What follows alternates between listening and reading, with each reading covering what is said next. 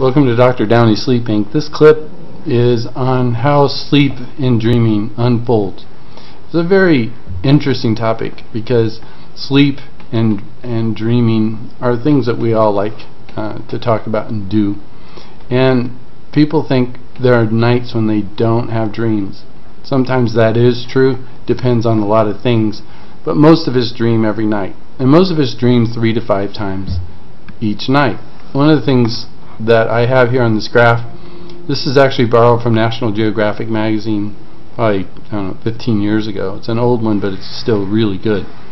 This shows that when we fall, it takes us about 30 minutes or 15 to 30 minutes to fall asleep, most of us. And that's a normal time frame to fall asleep.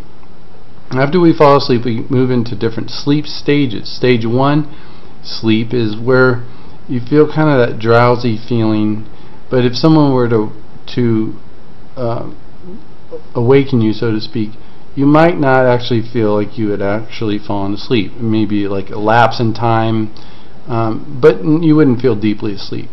You move on then to stage 2 sleep. Stage 2 is where if someone tried to awaken you, you would actually feel like you had fallen asleep.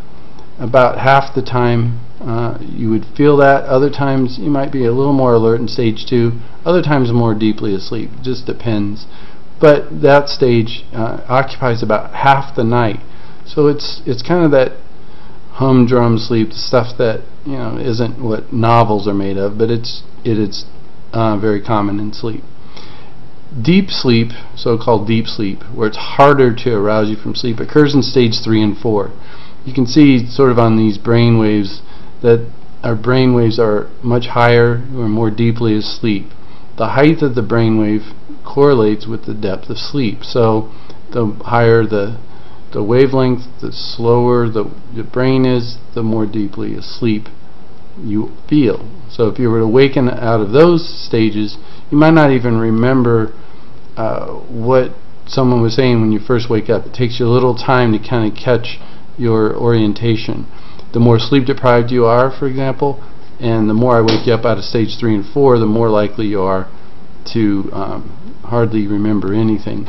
And it's really sluggish going when you wake up out of stage 3 and 4. Interesting is dreaming.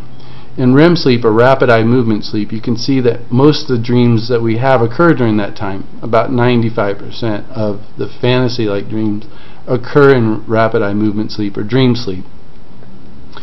If you notice, dreaming here, the duration of your first dream is about 5 minutes, maybe 10. Depends. Sometimes even shorter. So our first dream is short. As you can see, during the night we dream in cycles. So the last REM sleep period is our longest one. So we dream, our dreams are longer the later in the night we sleep.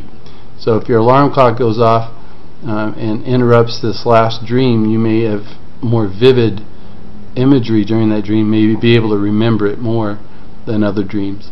So sleep cycles with stage 1, 2, 3, and 4 into dream sleep, and this cycles so that there's more dream sleep at the end of the night and less slow wave sleep towards the end of the night. That's how sleep unfolds throughout the night, one night after another. I hope this helps describe the basic sleep-wake cycle and sleep and dreaming and how it unfolds. For more information, you can go to our Facebook page, Dr. Downey Sleep Inc., or our Twitter page, or on Twitter, Dr. Downey Sleep. Thanks for tuning in this broadcast on how sleep and dreaming unfold.